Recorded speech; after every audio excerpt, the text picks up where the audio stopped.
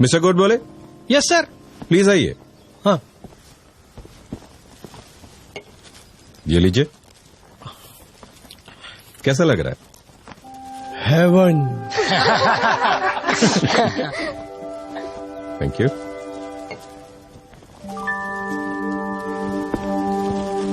ये छोटा सा सुख था।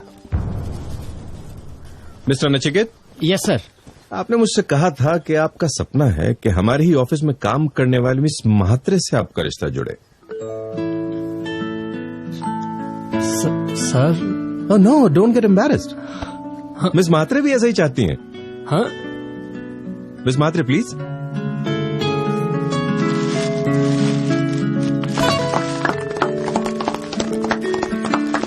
देखिए इनकी आंखों में प्यार देखिए, खुशी देखिए। मिस्टर श्रीनिवासन। Yes sir. मेरा घर का सपना पूरा होने जा रहा है। अब आप छोटी सी चौल में नहीं रहेंगे।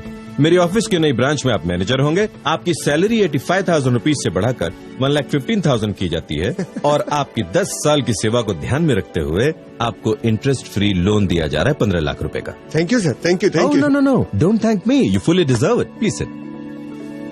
हाँ तो mister Subodh Mehta, now prove it to me that I am wrong. ये सब लोग जो इस समय अनुभव कर रहे हैं सुख का, वो सुख नहीं, ये भ्रम है। Prove it. और मैं कहीं सुनी नहीं, खुद के अनुभव की बात कर रहा हूं। और सिर्फ मेरी या इन लोगों की नहीं, इस दुनिया के मैक्सिमम लोगों की बात कर रहा हूं। इस सुख को कैसे झुठला सकते हैं आप?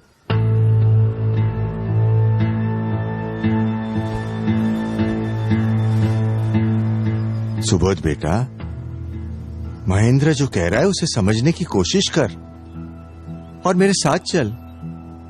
मेरी कंपनी अभी भी तेरा इंतजार कर रही है बेटा।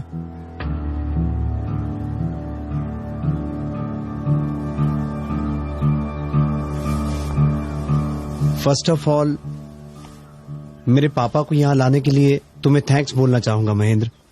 You welcome. यहां हो सकता है पापा मेरे मन की बात सुने और उसे समझने की कोशिश करें। अगर तुम सही साबित हुए तो। अगर मैं गलत साबित हुआ तो आपकी इच्छा जरूर पूरी होगी पापा। मैं आपकी कंपनी ज्वाइन कर लूंगा। पर कहीं मेरी बात अगर सही साबित हुई तो महेंद्र, तुम भी अपनी जिद छोड़कर अपने पापा की इच्छा पूरी करना। कौन सी इच्छा? वो मैं तुम्हें बाद में बताऊंगा।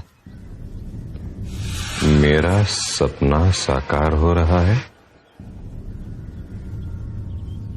अभी कहूंगा तो तुम्हें ऐसा लगेगा कि अपना पॉइंट ऑफ व्यू स्ट्रांग करने के लिए तुम्हारे पापा का सहारा लिया। और मैं ये चाहता हूं कि आप मेरी बात से तभी सहमत हो जब आपको मेरी बात सही लगे। हालांकि मुझे पता है कि ये काम मुश्किल है, पॉपुलर बिलीफ से एकदम ही विपरीत है, और मेरी बात सही लगे तो भी शायद अच्छी ना लगे, ऐसे भी चांसेस हैं। लेकिन कोई बात अगर सच्ची हो तो उसमें इतनी ताकत अपने आप आ जाती है कि वो सबके दिलो दिमाग पर असर छोड़ जाती है। और मैं सुख की ऐसी ही ठोस सच्चाई से अपनी बात शुरू करना चाहूंगा। सुख एक ऐसी वंडरफुल और मजेदार फीलिंग है कि हम उससे कभी अलग होना नहीं चाहते। सुख की चाह हमेशा हमारे दिलो दिमाग पर छाई रहती है। सपनों से भर दो कमरा फुल, फिर एक चीज मिलेगी wonderful, the urge of happiness in every living being. तो क्या सुख की सर्वमान्य व्याख्या ऐसी कर सकते हैं कि सुख वही है जिससे हम कभी ऊब न जाएं, कभी जी न भरे? अग्रीड। पापा। हाँ। एवरीबडी।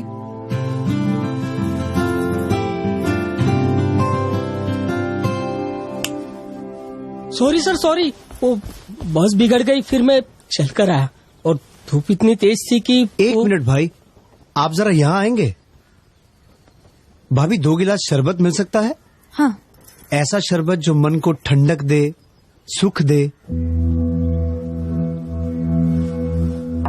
अब ये एक शरबत आपके लिए है और एक शरबत आप यहां आएंगे प्लीज।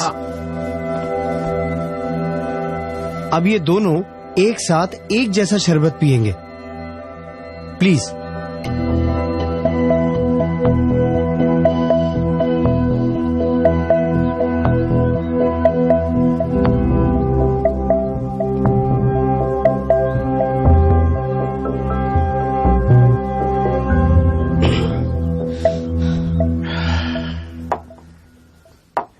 अब इन दोनों में से किसको ज्यादा सुख मिला? ऑफ कोर्स प्यून को ही ज्यादा सुख का एहसास होगा क्योंकि वो धूप से आया है। गौर करना, चीज वस्तु एक जैसी ही है, क्वालिटी भी एक ही है, फिर भी सुख की मात्रा में फर्क है। बता सकते हैं क्यों? सिंपल है, मैं यहाँ छाव में बैठा था इसलिए मुझे शरबत की प्यास कम थी और ये धूप से आए तो। Sorry to interrupt. प्यास का अनुभव सुख है या दुख? ऑफ कोर्स लुक, प्यास किसे अच्छी लगती है? ये बात आप लोग ध्यान में रखना प्लीज। कंटिन्यू। मुझे प्यास कम थी और ये धूप से आए इसलिए इन्हें प्यास ज्यादा थी, इसलिए सुख का अनुभव तो इन्हें ही ज्यादा होगा ना। तो क्या हम ये कह सकते हैं कि शरबत एक जैसा होने पर भी जिसको सुख का ज्यादा अनुभव करना है उसे पहले लंबे समय तक प्यासा रहकर अपनी प्यास का दुख बढ़ाना पड़ेगा? नहीं नहीं, तुम तो नेगेटिव पॉइंट ऑफ व्यू से इस बात को देख रहे हो। इसमें नेगेटिव या पॉजिटिव पॉइंट ऑफ व्यू की बात ही नहीं है कैनल, मैं तो यूनिवर्सल लॉज की ही बात कर रहा हूं। बताओ मैं सही हूं? करेक्ट। तो अब इस सुख की बुनियाद क्या है, शरबत या प्यास का दुख? उसकी प्यास का दुख। अरे भाई कम या ज्यादा, लेकिन शरबत से सुख का अनुभव तो हुआ ना। मतलब तुम्हारे हिसाब से शरबत हमेशा सुख ही देगा, दुख नहीं, राइट? ठीक है, भाभी सर के लिए एक शरबत और लाना प्लीज। नहीं नहीं, अब प्यास नहीं है। अरे प्यास का दुख खत्म होते ही इनका मुंह तो बिगड़ गया। पर मुंह बिगड़े तो बिगड़े, हम तो इन्हें सुख देना चाहते हैं, इसलिए हम तो इन्हें थोड़ा और शरबत पिलाएंगे प्लीज। सुबोध रहने दे, उसे तकलीफ हो रही है। मगर शरबत तो okay okay, I am convinced. मतलब जितना प्यास का दुख उतना ही सुख, उसके बाद तो उल्टा उसी से दुख। इनका बिगड़ा हुआ मुंह हम सबने देखा, राइट महेंद्र? ठीक है, आप लोग जाइए, थैंक यू। अब आप मिस्टर जिनका चौल से फ्लैट में शिफ्ट होने का सपना है, यहां और कोई है जो झोपड़े में रहता है? हाँ, मैं। आप खुश हैं झोपड़े में? नहीं साहब, घर एक हो पर घर पक्का हो, इसीलिए मेहनत कर रहा हूँ। तो जब तक घर पक्का बन नहीं जाता, उसकी इच्छा आपको सुख देती है या दुख? दुख। बैठिए। अब बताओ महेंद्र, इच्छा में सुख है या दुख? ओके। अब और कोई जो फ्लैट में रहता हो लेकिन बंगलों में जाना चाहता हो? Sir, me and I am also working very hard for it. तो अब बताओ किसको ज्यादा सुख मिलेगा? तीनों को अलग अलग घर चाहिए, तीनों उसके लिए पूरी मेहनत भी कर रहे हैं। एंड जस्ट इमेजिन कि उनको अपना मनचाहा घर मिल जाता है, तो घर में पहला कदम रखते ही सबसे ज्यादा सुख किसको मिलेगा? भाभी? तीनों को एक जैसा ही सुख मिलेगा। क्यों? घर की क्वालिटी और घर की कीमत तो अलग अलग है। हाँ, फिर भी तीनों की चाह तो एक जैसी है ना, तो सुख भी एक जैसा ही मिलेगा। मतलब घर की क्वालिटी अलग अलग, फिर भी घर पाने की इच्छा और मेहनत की पीड़ा एक जैसी होने की वजह से पीड़ा के शमन का आनंद भी एक जैसा। हाँ, लेकिन घर सुख तो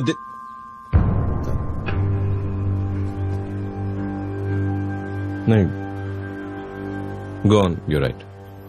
महेंद्र, साधनों से सुख मिलता ही नहीं है ऐसा नहीं कह रहा हूँ, लेकिन सारे सुखों की बुनियाद दुख ही है। गौर करना। नाउ मिस्टर आशिक, सॉरी, आपकी पर्सनल लाइफ में मुझे दखल नहीं देना चाहिए, पर क्या ये प्यार वाला अनुभव आपको पहली बार हुआ है? हिचकिचाइए मत। देखिए, रिलेशन में जितनी ऑनेस्टी होगी वो उतना मजबूत बनेगा। बोलिए।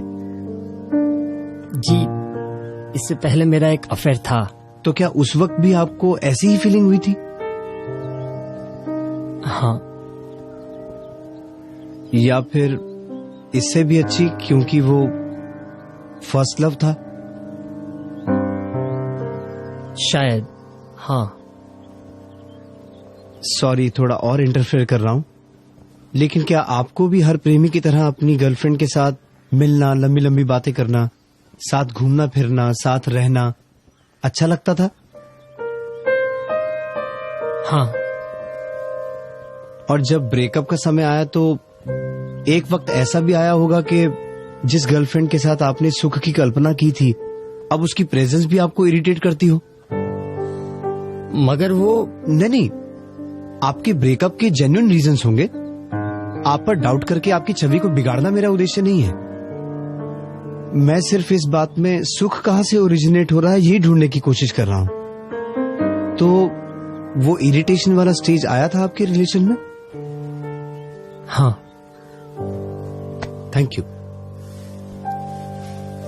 सॉरी। यानी क्या हम ये कह सकते हैं पापा कि यहाँ व्यक्ति वही, एक्टिविटीज वही, लेकिन मन बदल गया तो उसी व्यक्ति का मिलन अब दुख का कारण बन गया? हाँ। अब एक और उदाहरण देता हूं सुख का। साधन छोटा फिर भी सुख बड़ा।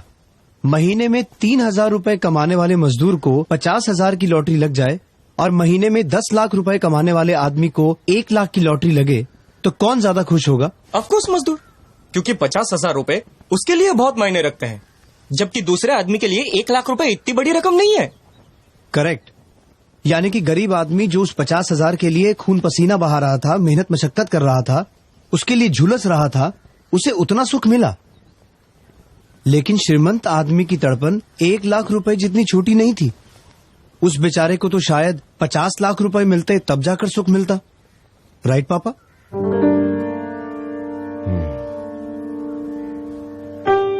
मतलब पेन रिलीफ का प्रोसेस ही सुख बन के रह गया है। जिस चीज का पेन होगा उसको रिलीव करने में ही उसको सुख मिलेगा। So every means of enjoyment is actually a pain killer remedy, फिर वो चाहे व्यक्ति हो या वस्तु हो। ऐसा करके भी अगर सुख मिलता है तो फिर प्रॉब्लम क्या है? फिर तो हॉस्पिटल में जाना या घाव लगने पर मरहम पट्टी करना या रोग होने पर दवाई करना, इन सबको भी एंजॉयमेंट मानना पड़ेगा।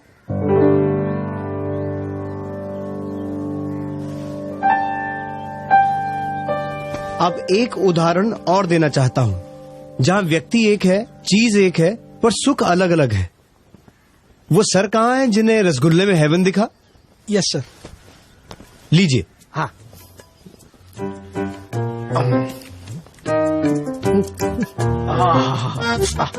एक और।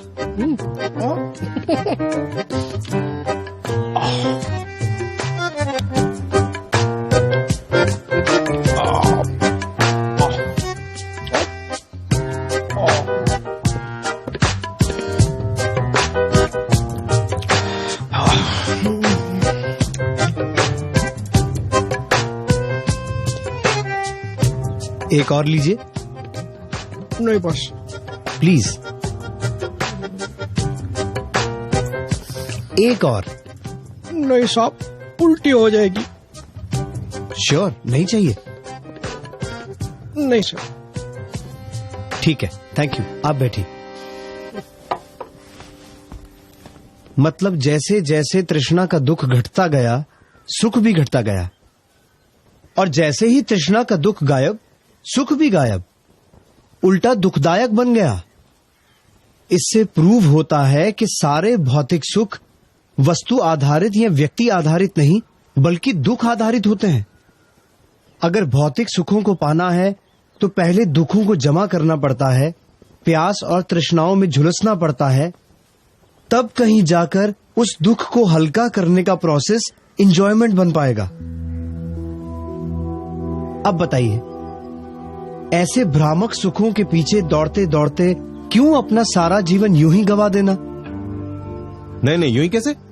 जो लोग सक्सेसफुल होते हैं, मेहनत, बुद्धि और लगन से सक्सेस हासिल करते हैं, उनके जीवन को यूं ही गवा देना कैसे कह सकते हैं? ठीक है, एक नजर ऐसे सक्सेसफुल लोगों की जिंदगी पर भी डाल लेते हैं। होता यह है कि बचपन में खिलौनों में सुख दिखता है, थोड़ी समझ आते ही दुनिया को नए नजरिए से देखने लगते हैं।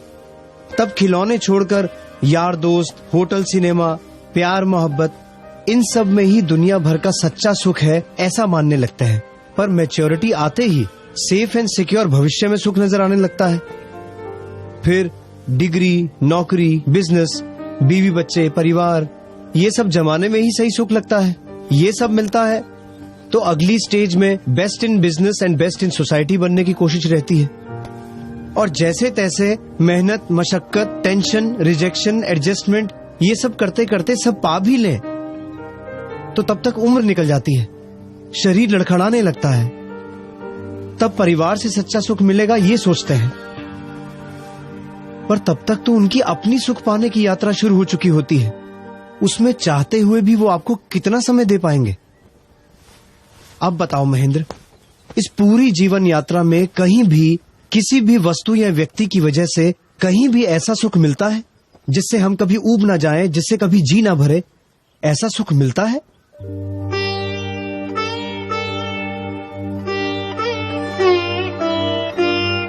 मिलता है तो जिंदगी के हर मोड़ पर सुख के मायने क्यों बदल जाते हैं? क्यों उम्र बढ़ते ही इच्छाएं बढ़ती जाती हैं? प्रॉब्लम यह है कि हम सुख की भ्रमणा से प्रेरित होकर दौड़ते ही रहते हैं और अंत में अनंत इच्छाओं से पैदा हुए दुख के ढेर पर सुख का इंतजार करते बैठे रहते हैं। और महेंद्र, ये भी कही सुनी नहीं बल्कि अनुभव की बात कर रहा हूँ। वो भी सिर्फ मेरी तुम्हारी नहीं बल्कि दुनिया के मैक्सिमम जीवों की बात कर रहा हूँ। आप ही बताइए पापा, इसमें कहाँ है सुख? आपकी कंपनी में मिलेगा मुझे सच्चा सुख? और ये सब सुनकर क्या आप लोगों को भी ऐसा लगता है कि इस भौतिक विश्व में किसी ने भी इंद्रियों के भोगों के साधनों से कभी ऊब न जाए ऐसा सुख पाया है? नहीं पाया है। ये पॉसिबल ही नहीं है, क्योंकि सारे भौतिक सुख दुख से इतने गहरे जुड़े हैं कि जैसे ही दुख गायब होता है सुख ऑटोमेटिकली दुख में कन्वर्ट हो जाता है। फिर कहाँ रहता है सुख? क्योंकि सुख की व्याख्या तो हम पहले ही तय कर चुके हैं कि जिससे कभी ऊब ना जाए वही सुख है।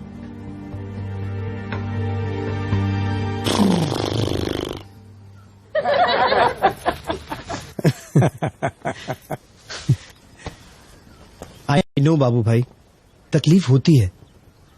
अच्छा नहीं लगता जब कोई आपके जीवन भर के बिलीफ को तोड़ दे, झुठला दे। पर सच को नजरअंदाज करोगे तो बेवकूफी होगी। I know it is difficult. हमारी बुद्धि उसे मान भी ले लेकिन ईगो उसे स्वीकारती नहीं है। पर भ्रमणाओं में जीने में नहीं, सत्य को स्वीकारने में ही समझदारी है। He is right. ये हाइला महेंद्र बाबूजी बोले। बाबूजी, अरे सुबह, thank you very much, thank you very much. अरे वाह, चमत्कार हो गया। बापूजी,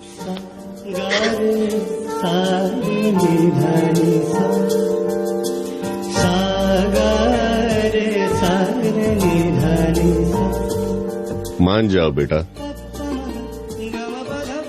वरना मेरी जैसी हालत होगी। ये देखो भाई, आपका नाम भूल गया हूँ, आपकी बातें याद है। हमारे बीच हुई बहस की एक एक बात याद है।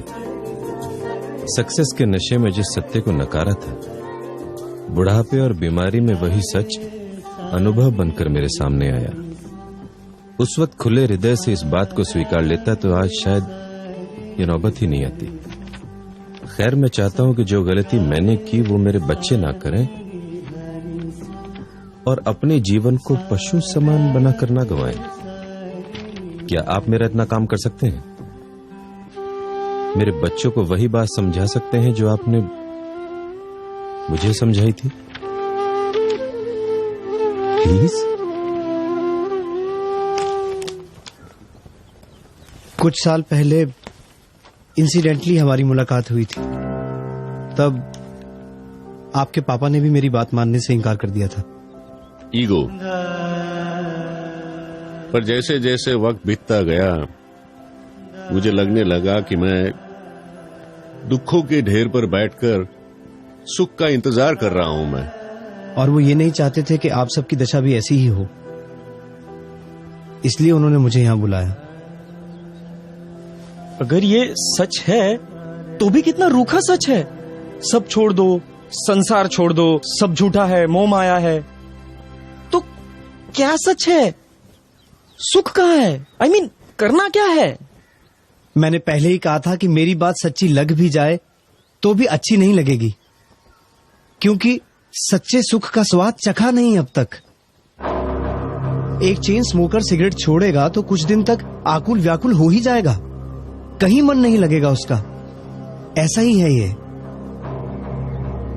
जन्मों जन्म से सुख की भ्रमणा को ही सुख समझने की आदत पड़ चुकी है। बिलीव मी, जिस दिन सच्चे आत्मिक सुख की अंश मात्र भी अनुभूति हो जाएगी, ये सारे सुख आपको फीके लगने लगेंगे। असल में ये बात रूखी नहीं है, आप जिसे सुख समझते हैं वो रूखा है, इनफैक्ट डेंजरस है। कितने संघर्षों के बाद क्षण भर का सुख और सहनी पड़ती है युगों की यातना। बार बार लगातार जीवन और मृत्यु की पीड़ा, कीड़े मकोड़े घास फूस बनकर पैरों तले रौंदे कुचले जाएंगे। पेड़ पौधे बनकर सर्दी बारिश धूप सहते हुए सालों तक एक ही जगह जबरदस्ती खड़े रहना पड़ेगा। कुत्ते बिल्लियों वन्य प्राणियों की तरह हर पल अपने सर्वाइवल के लिए संघर्ष करना पड़ेगा। असह्य दुखों से भरे नरक का मुंह भी देखना पड़ेगा। सारी की सारी योनियों में बार बार लगातार जीवन और मृत्यु की पीड़ा हो, क्या ऐसा सुख डेंजरस नहीं है? अरे वास्तव में तो यहां दुखों को छोड़ने की बात है, सब कुछ छोड़ने की नहीं। ईर्ष्या को छोड़ना है, मैत्री को पाना है। क्रोध छोड़ना है, क्षमा को पाना है।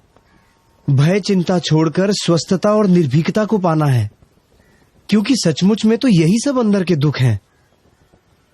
लेकिन इन सब सुनहरी बातों से अंत में क्या पाना है? आनंदमय जीवन को ही पाना है। धर्म शास्त्रों के सहारे जीवन दिशा को ढूंढें तो आत्मा के गुणों का ऐश्वर्य, परम तृप्ति और निर्दोष आनंद की ओर यात्रा शुरू हो जाएगी। कैसा हो अगर सुख किसी वस्तु या व्यक्ति पर आधारित ना हो, अपना हो, अपने अंतर से उभरता हो। कैसा हो अगर सुख किसी काम, क्रोध, अहंकार और अपेक्षाओं की भ्रमणाओं के आधार पर ना हो। सच्चा हो, सहज हो, बिना किसी प्रयत्न के हो। कैसा हो कि सच्चा सुख क्षणिक ना होकर सतत हो, निरंतर हो। ऐसा सुख मिले जिससे कभी ऊब ना जाओ। रसगुल्ला हो या राज संपत्ति, आदमी उससे ऊब ही जाता है, फिर आगे किसी और चीज में सुख ढूंढने की कोशिश करता है। लेकिन हमारी आत्मा में ऐसा सुख हो जिससे कभी जी न भरे, जहां कोई शंका कुशंका द्विधा नहीं, पर कंप्लीट क्लैरिटी है। जहां कोई डर भय चिंता नहीं, बल्कि आत्मा की निर्भय स्थिति है। और क्या कहूं ऐसे सुख के बारे में जिससे आपको ये सुख रूखा न लगे। ऐसा सुख सचमुच में होता है? I mean, हम इसे पा सकते हैं? हाँ, 100% होता है। आपको क्या लगता है, शास्त्रों की अनेक शाखाओं के पारगामी हमारे ऋषि मुनि सालों तक तपस्या क्यों करते थे? अपने शरीर को पीड़ा देकर भी जंगलों में, पर्वतों की गुफाओं में ध्यान मग्न क्यों रहते थे? पागल थोड़ी थे कि घर बार संसार छोड़कर यूं ही चले गए। वो तपस्या कर रहे थे संपूर्ण सुख पाने के लिए, मोक्ष का सुख पाने के लिए। और इन सुखों को प्राप्त करने से आपको भी कोई नहीं रोक सकता। जरूरत है साधना की, क्योंकि अभी अगर पुरुषार्थ नहीं करोगे तो उम्र के आखिरी पड़ाव में कीमती मनुष्य भव यूं ही व्यर्थ गवा देने की निराशा का सामना करना पड़ेगा। और मनुष्य भव के अलावा बाकी किसी भव में ज्ञान पाने की संभावना रेयर या नहीवत है।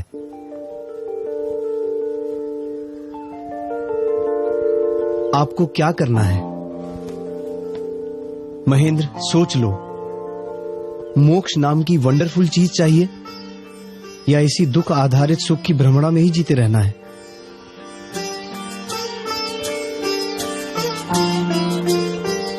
तय आपको करना है।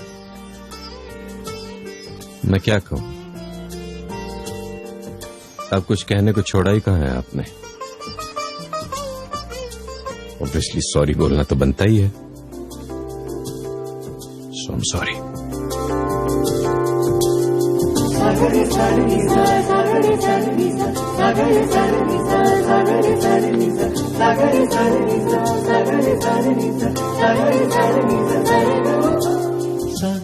और अब ये भी बता दो कि आगे क्या करना है इस मोक्ष नाम की वंडरफुल चीज को पाने के लिए। मोक्ष शिखर तक पहुंचने के लिए ज्ञान के ऐसे कितने स्तर पार करने होंगे, उन्हें पार करने की तरकीब क्या है, और एक एक स्तर पार करने से क्रमशः कैसे आत्मा का दुख घटता जाएगा और सुख बढ़ता जाएगा, ये सब देखना समझना हो तो पधारिए सत्य शोधक दृष्टि से पूर्ण ज्ञान की यात्रा में।